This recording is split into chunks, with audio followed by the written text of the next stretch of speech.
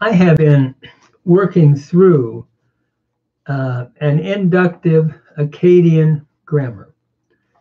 We have done the epilogue of Hammurabi, and now I have been working through the prologue of Hammurabi. And basically, I believe we stopped at the end of part 1.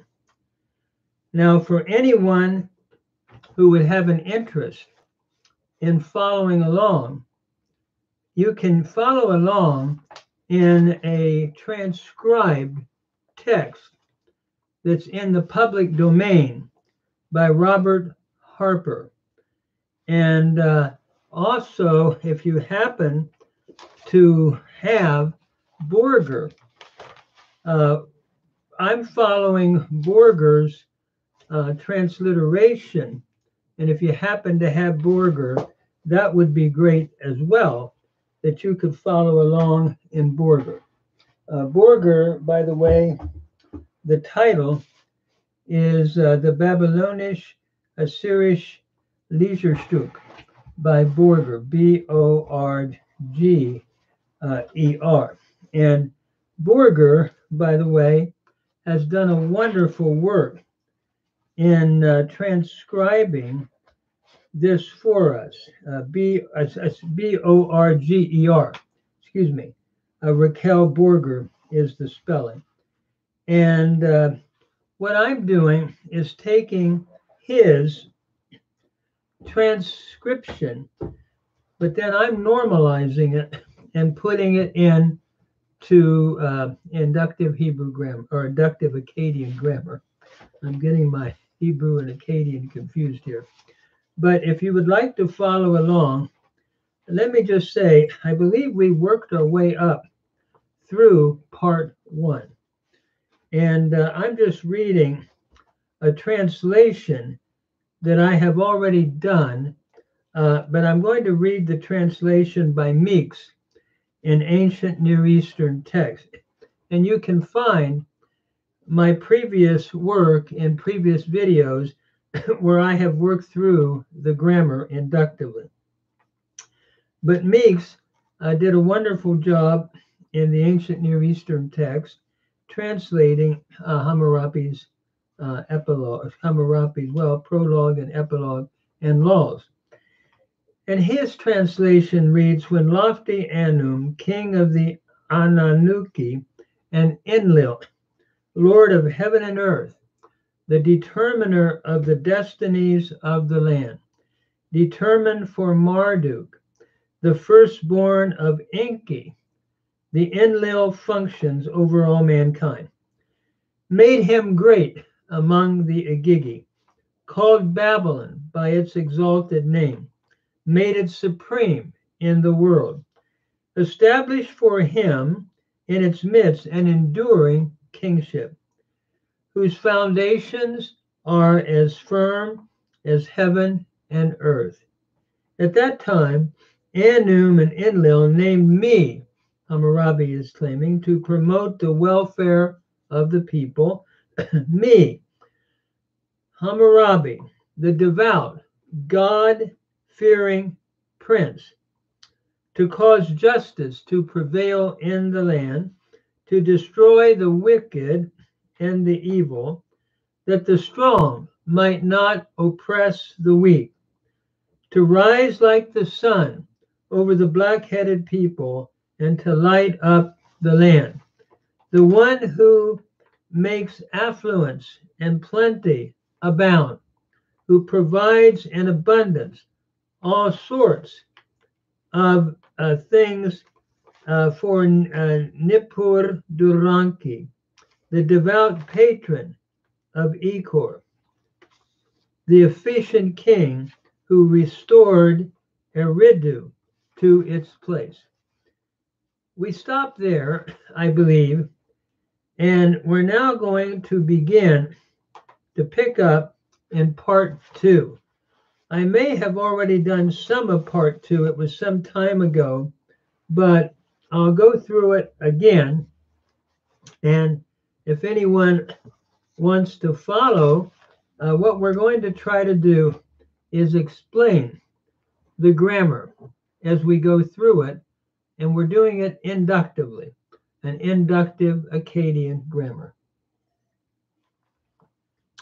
So we pick it up in the last line, which I have as line 66, moving into part 2. Abebu shuluch, and then going into part 2, e abzer. Abebu means to purify. It is a D participle, masculine, singular. Shuluch is like purification rite. So the purification rite, we could say, of the cult, or who purified, we could render it that way, who purified with purification rite, e abzu.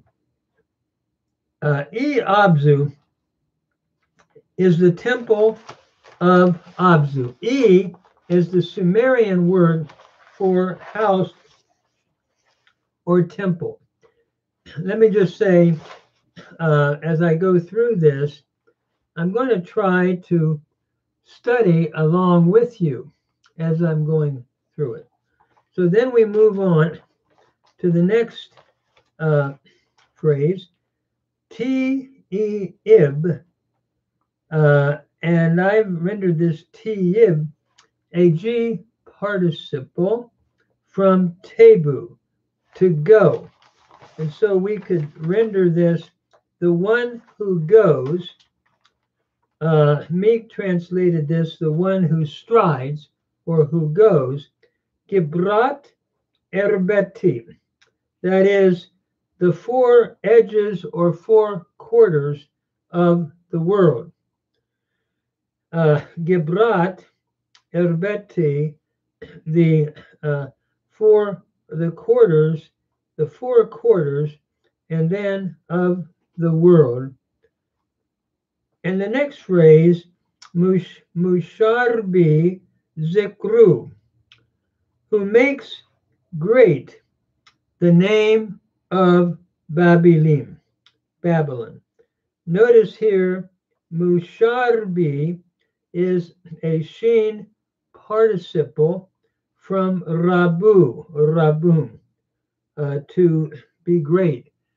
And notice the Shin here gives it away as a Shin participle preceded by the prefix mu. So, who causes to be great. Zikru, the name. Zikru means name, from Zikrum. The name Babilim, the name of Babylon. Notice we have a genitive here, singular, and the Sumerian would have been Ka Dinger Ra, and Ki is showing the place. So, who made great the name of Babylon. And then Mutiab,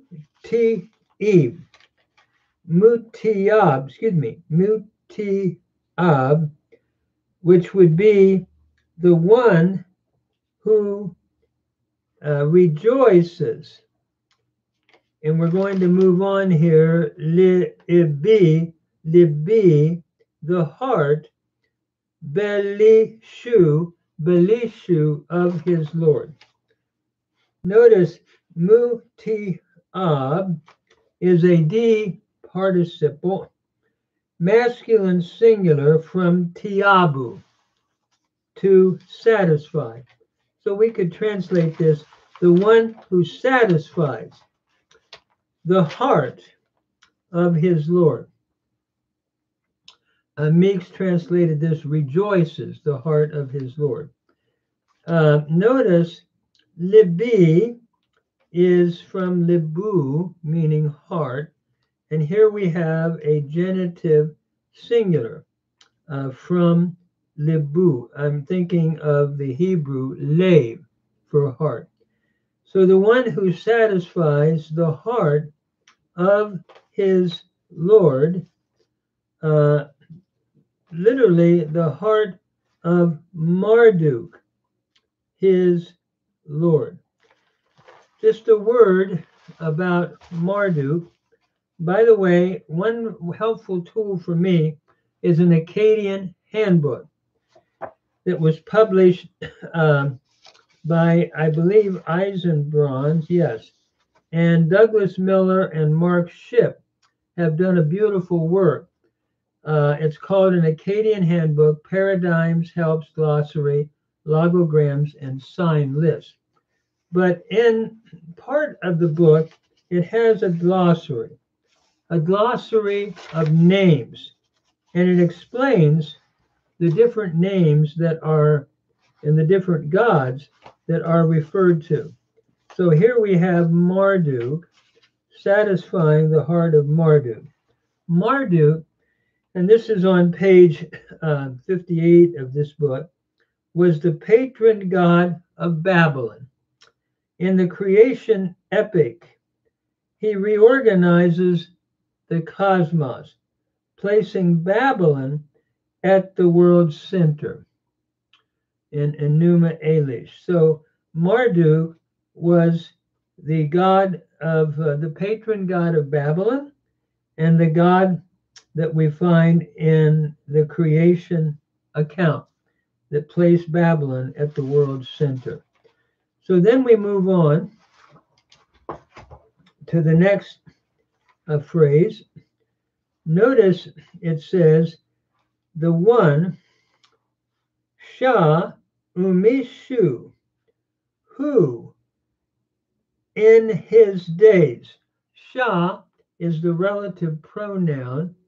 Umishu, umi is the genitive plural from umu, meaning day, and shu is your pronominal suffix, third masculine singular. So who of his days, or in his days, in the next phrase, Izazu, stands or serves. We could translate it either way. Serves Esagila, Isagila. In other words, he serves for Anna Isagila. Isagila, again, and I'm going to this source that I've been using here, Isagila, basically is looking at the house of, let me just find it here, Isagila. Isagila, the temple of Marduk in Babylon was Isagila. So again, he's laying quite a heavy emphasis on Marduk, and as we're looking at this text. So who his days stands before or serves for Isagila, that is the temple of Marduk. And then we move to the next phrase, Zer, new moon. And by the way, new moon is the Sumerian with the capital N-U-M-U-N. Zer is the word meaning descendant, the descendant, sharutim, of royalty or of kingship. Notice sharutim is your genitive singular from sharutu, and zer means descendant.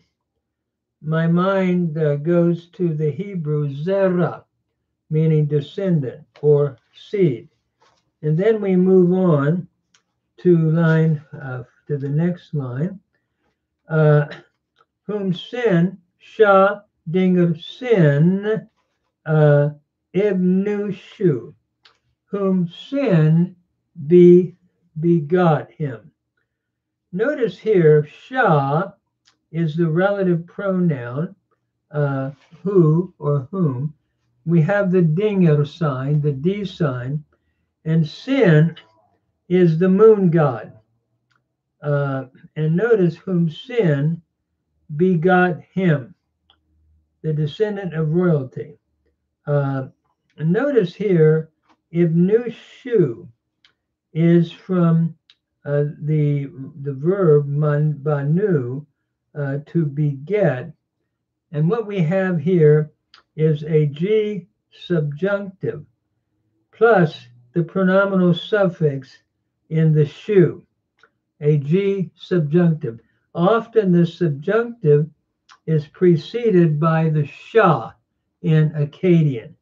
So whom Sin literally begot him. And then we go to the next phrase, Munachish. Munachish. Notice here we have a D, a participle, masculine singular from Nachashu. And it means the one who granted health or who made prosper. So the one who made to prosper, or to the one who granted health to And just looking at 1 second here, notice in the book that I am looking at, a city-state in southern Mesopotamia.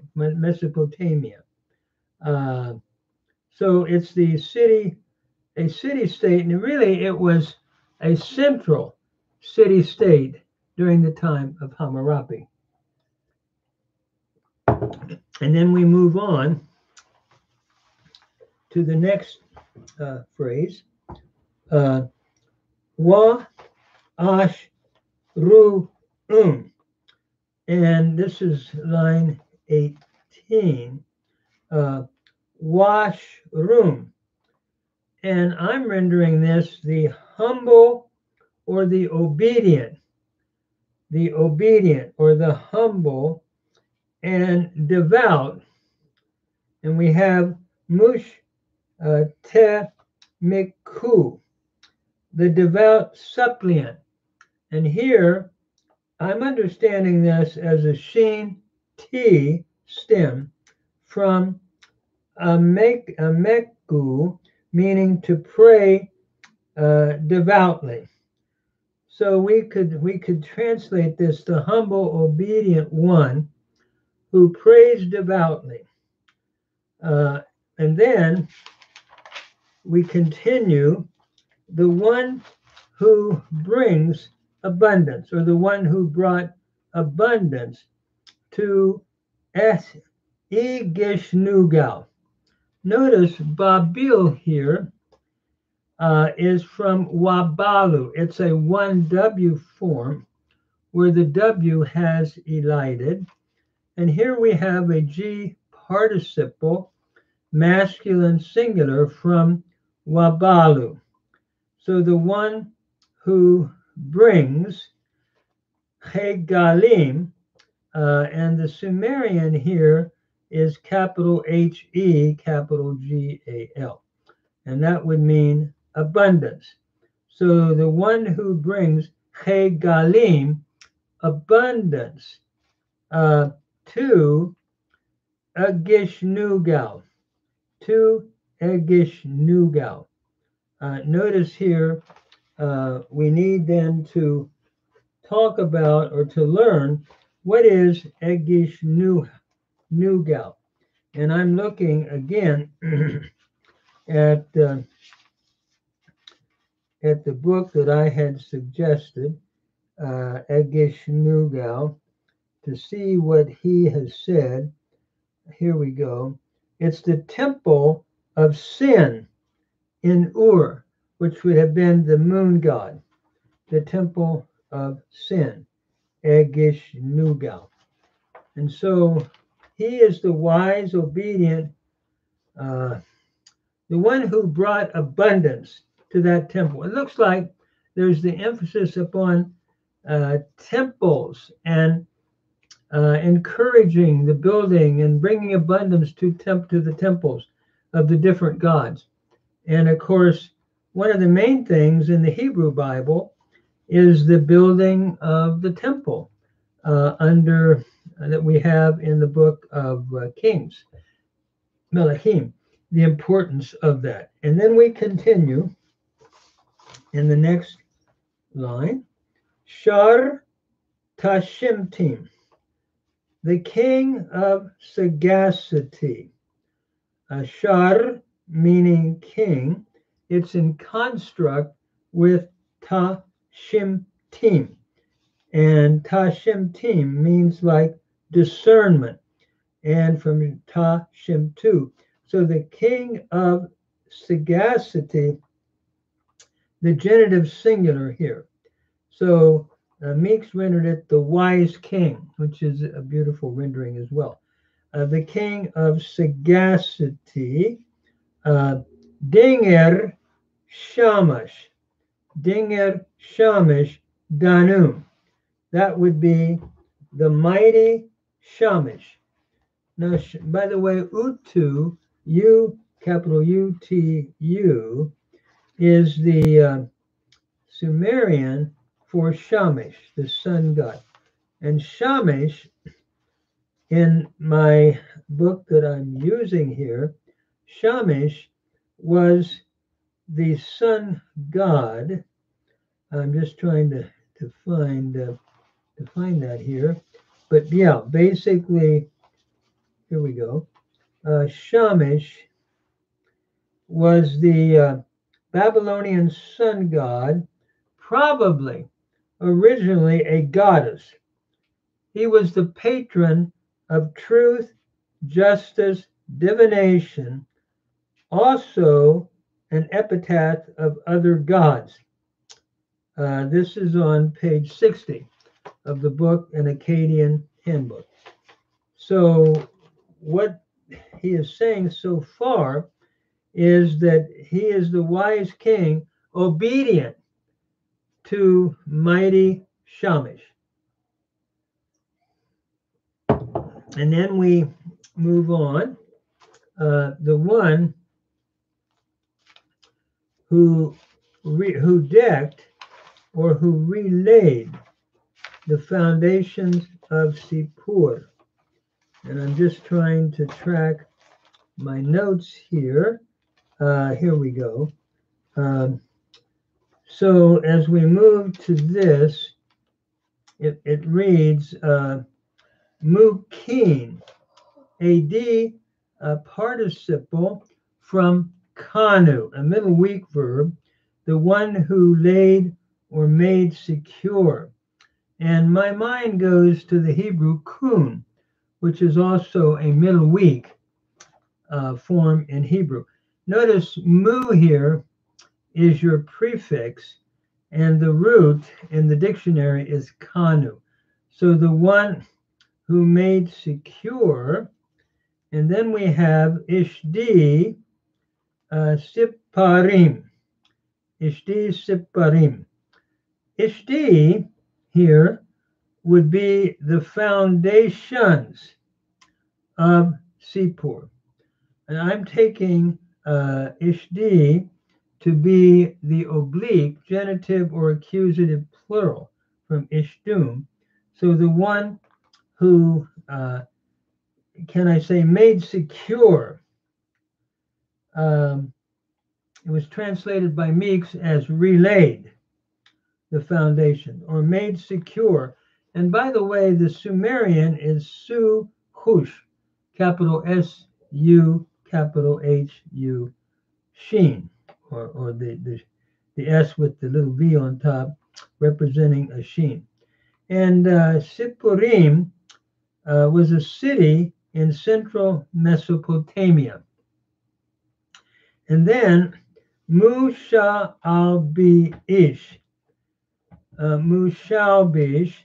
who decked, or literally who clothed, and notice here, he renders it who decked with green, or who clothed, and Wa'arki'im, meaning with green. Notice here, Mushalbish, is from Labashu, which means to clothe or bedeck. Here we have a sheen participle, masculine singular from Labashu. And I'm thinking, or who caused to be clothed.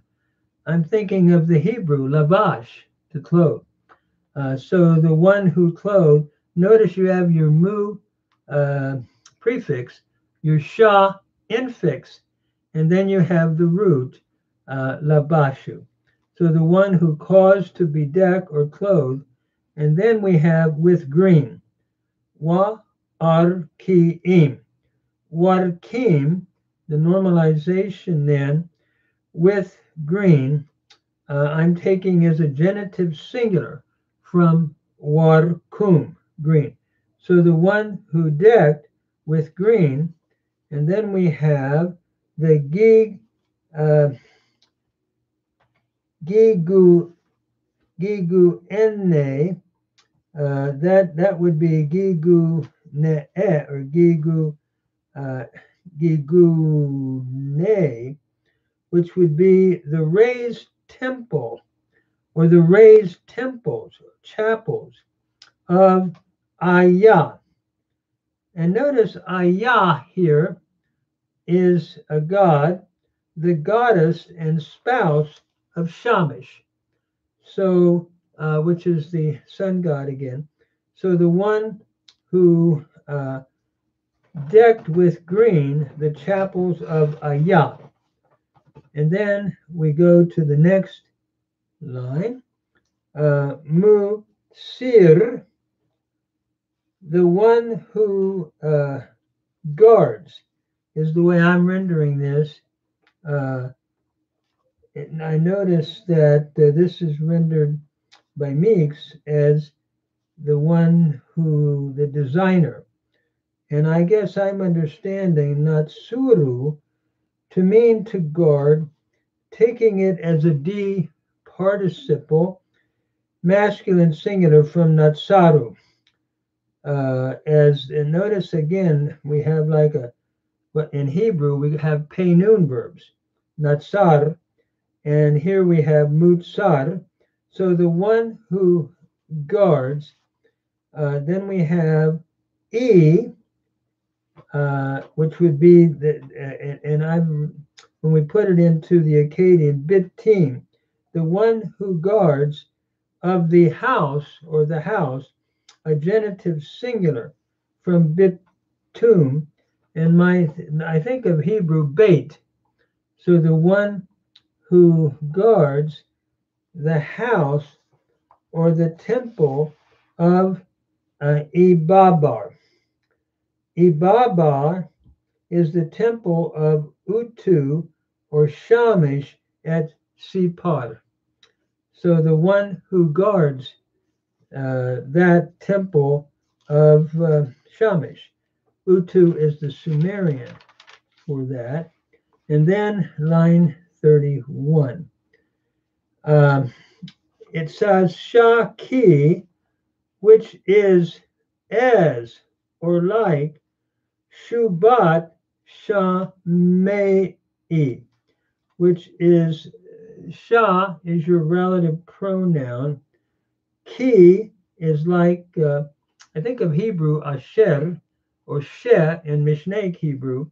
Ki is which is as, I think of the inseparable preposition ki, Shubat Shamai. Shubat is from shuk tu, meaning dwelling. So the one who has designed, we could say, or the designer, or the one who guards the temple of Ibabar, which is like a heavenly dwelling. Notice Shubat is which is as a dwelling. Notice it's in construct here from Shuk tu. Shuptu means dwelling, and Shamu or Shama'u means of heaven, which is as a dwelling of heaven. And my mind thinks about Shamayim in Hebrew, which is as the dwelling of heaven. And then in the next line, as we read on, Karadum, the warrior. The Sumerian is capital UR, period SA, and then GI. So the warrior, and here we have a nominative singular who, notice Gamil, who spared. Here we have a G participle, masculine singular, from the root to spare. So the one who spared, Gamalum, Larsa. And Larsa is a city in southern Babylon. So the one who spared Larsa, Mu'udir, and then we have the one who built, or we could render this rebuilt. And that's also the way Meeks renders it. The one who rebuilt. Notice Mu'udish, normalized Mudish, is a DT participle from Deshu. I'm understanding this to mean allow or to flourish. So the one who allowed to flourish is a way I think I would suggest rendering it. Babar for Shamish. And then Babar would be again a temple of Shamish. Babar, let me just check that 1 second here. Babar basically means a white house, temple of Utu or Shamish at Sipar, Babar. And so it must have been we could render it white house, temple of Utu, Shamush in Sipar. And then I think, I'm just trying to think where I have gone from here, if I've done any more on this. So basically, yes, we're at line 24. 1 second, I'm just reviewing what I have worked on.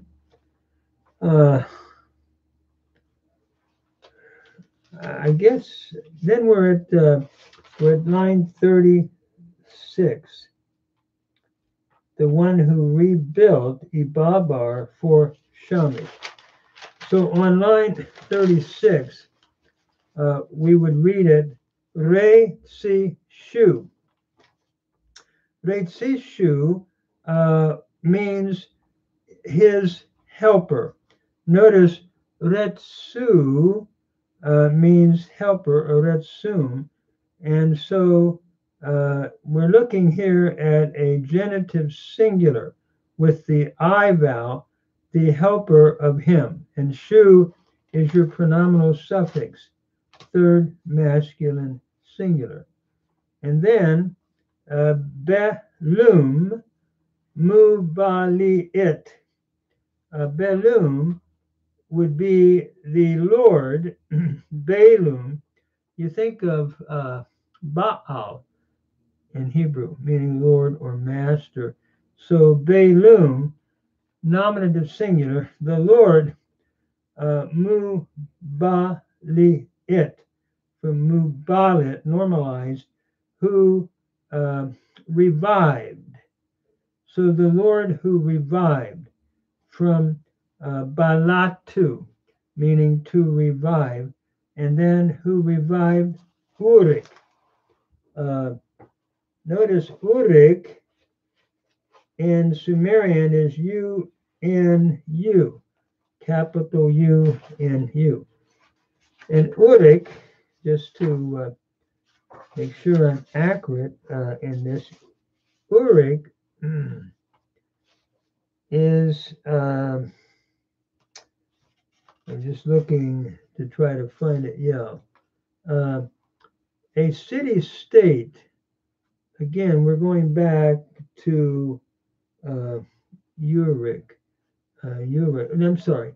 Uruk is a city-state in southern Mesopotamia, and it's the cult center of Anu and Ishtar.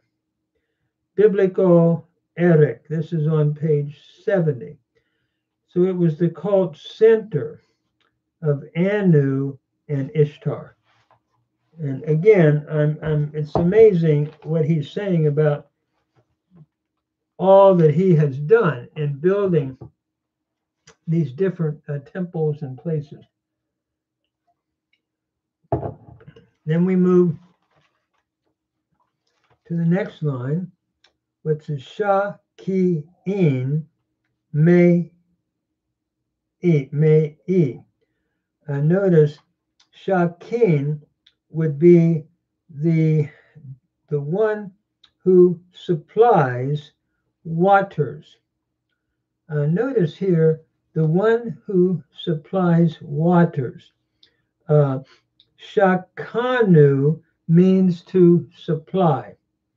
And Shakin, again, notice the AI vowel pattern, indicative of a G participle, masculine, singular. So the one who supplies waters. Notice me from mu. I think of the Hebrew mayim. So the one who supplies waters.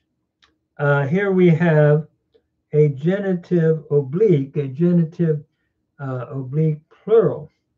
So the one who supplies waters, and then the next phrase, nu ukshim, nukshim. Nukshim is a genitive singular from nukshu, meaning waters of abundance. So the one who supplies waters of abundance, anna nishishu, to his people. Notice here, anna is the preposition to, and then nishishu is from nishum, meaning people, and shu is your pronominal suffix, third masculine singular again. And here we have the genitive with ana taking the genitive. So preposition. So the one who supplies waters to his people. And then we have, actually, he supplies waters in we can say in abundance, because notice nukshim, we had seen that, of abundance. So the one who supplies waters of abundance to his people. And like I said, nukshim is the genitive singular, again, of abundance to his people. And then the next line, 42, would be mu-uli. Muli, normalized, the one who raised, or who raised. Notice from elum, it's a G, another G participle, a masculine singular from elum. So the one who raised the head, or raised high, the head of Iana. Notice resh here means head, and Anna would be Anna. By the way, is the Sumerian for house or temple. So the one who raised the head of Inanna. Notice Resh here, the one who raised the head, I'm understanding as an accusative in construct with Anna, the one who raised the head of Anna. And when we look at Anna here, let me just check that out real quickly here. Anna, we're looking at literally house of heaven. Inanna's main temple in Uruk, or Uruk, is what Inanna is. So the one who raised the head of Inanna, and then the next line, Mukamir, Mukamir, normalized, the one who literally piled up or accumulated. The root is from kamaru. Meeks rendered it the one who made riches abound, or we could say the one who piled up. Here we have a D participle again, masculine singular, from kamaru. Notice the doubling of the middle radical here, much like what happens in the PL in Hebrew. You have a mu, which is your prefix of your participle. So the one who piled up or accumulated. And then we have in the next line, chitzbim. Chitzbim. Chitzbim, we could render of plenty or of riches. The root here is, or the nominative singular is chitzbum, chitzbum, meaning riches. So the one who piled up plenty or riches. Ana anim, for anim. Notice here, Anna takes the genitive again, and anim is the genitive, and then dinger ishtar. Inanna is the Sumerian, so the one who piled up for Anu and Ishtar. And notice again, Anu is the name of the god of the sky god, the supreme god of the pantheon, who is the spouse of Antu. He is the father of Adad, Enlil, and in some traditions, Ishtar and Nisaba. Principal temple is at Uruk, and this is found on page 45 of the Akkadian handbook, which is a wonderful tool giving this background. And then, Ishtar, or Inanna, notice again, he's bragging about supplying for these god and goddesses.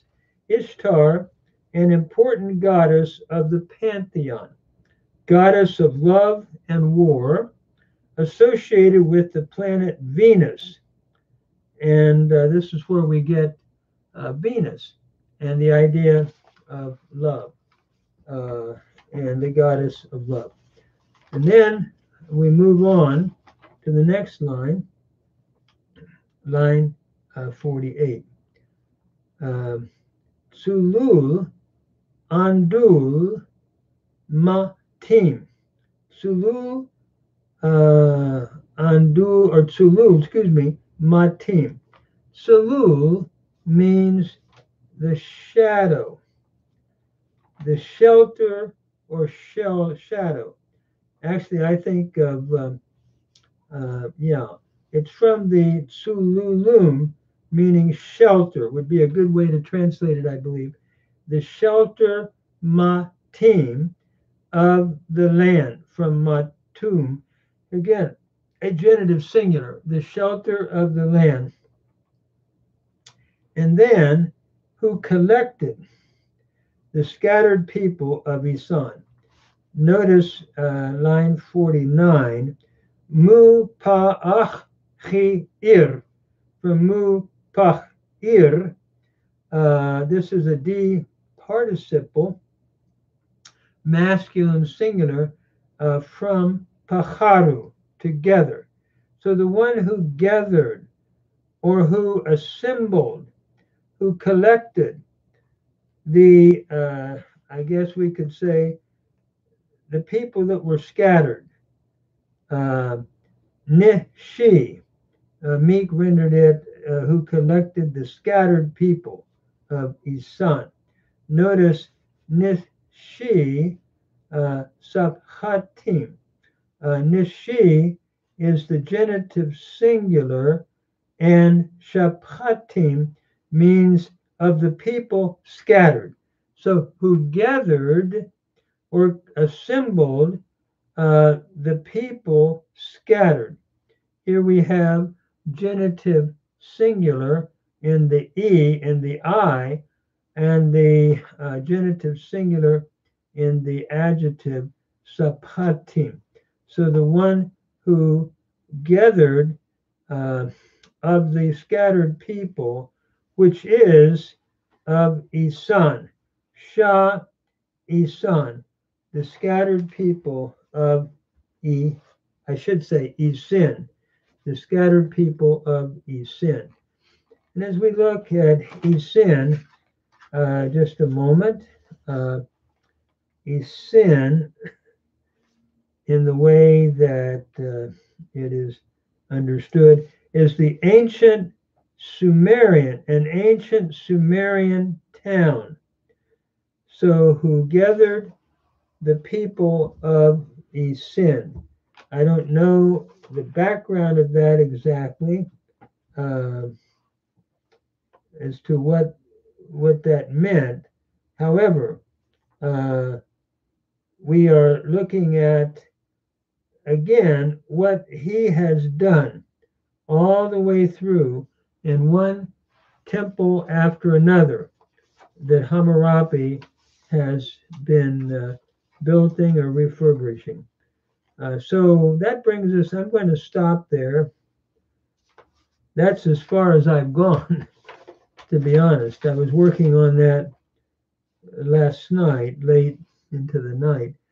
And I'm going to stop there, and I'll try to continue on working through the prologue of Hammurabi as I have the time. I hope this helps somebody. It's a challenge to my mind at this time in my retirement. I am not an Akkadiologist, but I did have about 3 years of Akkadian in my PhD work. But I'm enjoying it and trying to bring back some of the grammar. I had never worked through these particular texts at all in the past. And so I hope, check me out. You can correct me. I'm not, like I said, an Assyriologist, but I enjoy. My main background has been in Hebrew scriptures and the Greek New Testament. But thank you. I hope this is helpful to somebody.